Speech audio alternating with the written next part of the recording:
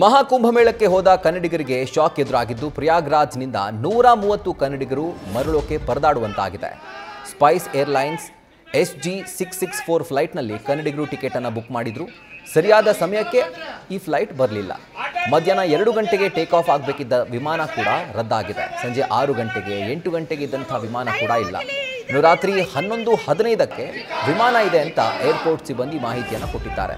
ಆದರೆ ಬೆಳಗ್ಗೆಯಿಂದ ಸಂಜೆವರೆಗೂ ಏರ್ಪೋರ್ಟ್ನಲ್ಲೇ ಕನ್ನಡಿಗರು ಕಾಲ ಕಳೆದಿದ್ದು ಊಟ ಕೂಡ ಇಲ್ಲದೆ ಪರದಾಡಿದ್ದಾರೆ. ಹೀಗಾಗಿ ಕನ್ನಡಿಗರು ಪ್ರತಿಭಟನೆ ನಡೆಸುವ ಮೂಲಕ ತಮ್ಮ ಆಕ್ರೋಶವನ್ನು ಹೊರಹಾಕಿದ್ದಾರೆ.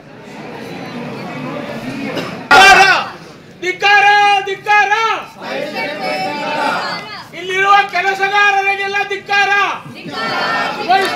ಸ್ಪೈಸ್ ಜೆಟ್ ಕಂಪನಿ ಕೆಲಸಗಾರರಿಗೆಲ್ಲ ಧಿಕ್ಕಾರ.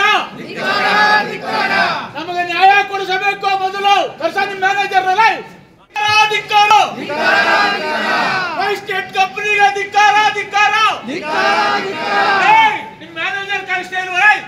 ಕರ್ಸಾನಿ ಮ್ಯಾನೇಜರ್ ಏನೋ ಈ ತರ ಮಾಡ್ತಾರೆ. ಮಹಾಕುಂಭಮೇಳಕ್ಕೆ ಹೋದಂಥ ಕನ್ನಡಿಗರು ವಿಮಾನ ಇಲ್ಲದೆ ವಾಪಸ್ ಬರೋದಕ್ಕೆ ವಿಮಾನ ಇಲ್ಲದೆ ಪರದಾಡ್ತಿರುವಂಥ ಒಂದು ಘಟನೆ ಇದು ಪ್ರಯಾಗ್ರಾಜ್ನಲ್ಲಿ ನಡೀತಾ ಇದೆ. ಯಾಕೆಂತಂದರೆ ಸ್ಪೈಸ್ ಏರ್ಲೈನ್ SG664 ಫ್ಲೈಟನ್ನು ಇವರು ಬುಕ್ ಮಾಡಿದ್ರು. ಆದರೆ ಮಧ್ಯಾಹ್ನ 2 ಗಂಟೆಗೆ ಟೇಕ್ ಆಫ್ ಆಗಬೇಕಾಗಿದ್ದಂಥ ವಿಮಾನ 2 ಗಂಟೆಗೂ ಇಲ್ಲ, 6 ಗಂಟೆಗೂ ಇಲ್ಲ, 8 ಗಂಟೆಗೂ ಇಲ್ಲ. ಈಗ 11:15ಕ್ಕೆ ವಿಮಾನ ಇದೆ ಅಂತ ಹೇಳಿದ್ದಾರೆ. ಆದರೂ ಅದು ಕೂಡ ಡೌಟ್ ಅಂತ ತಿಳಿದು ಬಂದಿದೆ. ಹೀಗಾಗಿ ಕನ್ನಡಿಗರು ಏರ್ಪೋರ್ಟ್ನಲ್ಲೇ ಸ್ಪೈಸ್ ಜೆಟ್ ವಿರುದ್ಧ ಪ್ರತಿಭಟನೆಯನ್ನು ಮಾಡಿದ್ದಾರೆ. ನ್ಯೂಸ್ ಫಸ್ಟ್ ನಿರ್ಭೀತಿಯಿಂದ ನಿಮ್ಮ ಪರವಾಗಿ.